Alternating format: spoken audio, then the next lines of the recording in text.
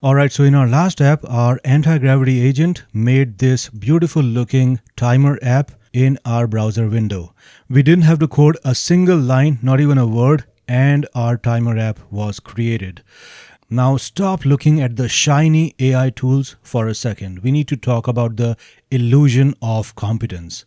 Anti-gravity makes you feel like a senior engineer because you can generate code. But here's the hard truth. You cannot manage an employee if you don't understand the job. All right. So this prompt that I wrote and I got this pretty shiny timer application, a 3-year-old kid could write this and get this app generated. So does that make that 3-year-old kid a coding manager? Absolutely not. All right, so these AI agents are like junior developers. They work fast, but they make mistakes. And there has to be an expert, a senior coder, someone who has experience and knowledge about what is right and what is wrong, what is correct code and what is the wrong code. It may work while you are in development phase, but there are situations, there are different circumstances where things may not work as they should. That's where testing comes in. That's where project manager comes in. That's where expertise comes in. That's where knowledge comes into play. All right.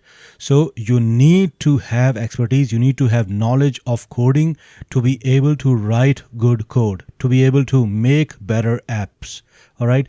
This is good for making the skeleton of the project. This is good for generating the boilerplate code or the boring code, but you still have to work on what the AI agent has given you to make it better, to make it flawless. All right, this is still not production ready. These AI agents, they can make mistakes. They might write insecure code.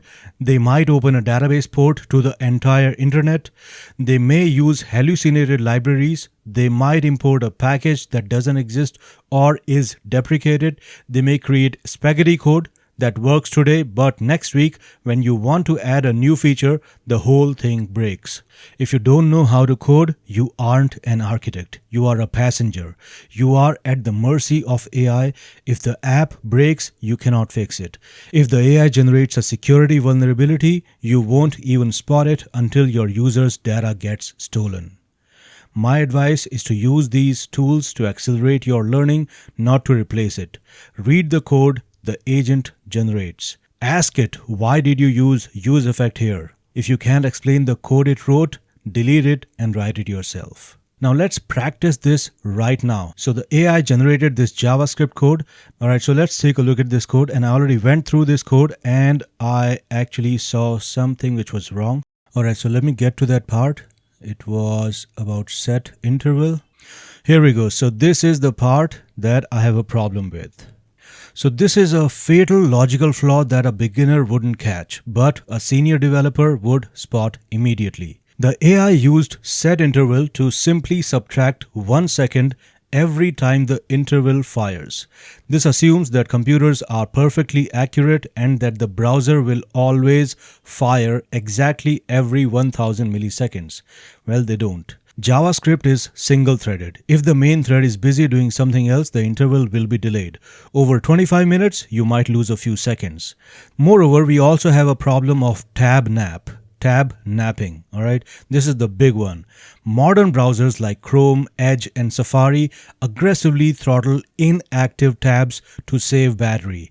If a user starts this Pomodoro timer and then switches tabs to work, which is the whole point of a Pomodoro timer, the browser might slow down the set interval to run only once per minute instead of once per second.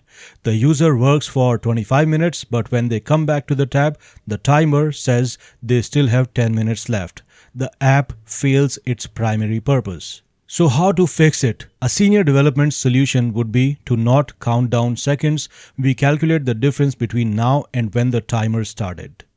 All right, so instead of time left minus, we should calculate the target end time and compare it to the Date.now. All right, so the code that I would write would look something like this. All right, this is the senior approach, the self-correcting approach. This is a very basic approach which is actually not correct. All right, and now this is not the only mistake that I have caught. Now, another one was the alert. So let me find that here. So here we have the alert timer finished. Now the issue with alert is that it is a blocking primitive. It freezes the entire browser tab's execution thread until the user clicks OK.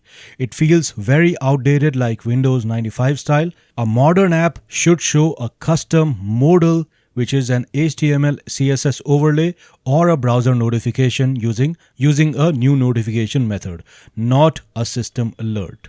So if I was a senior developer in this project, I would get this changed as well. If I was coding this, I would not actually use this. All right, so we have caught two mistakes over here.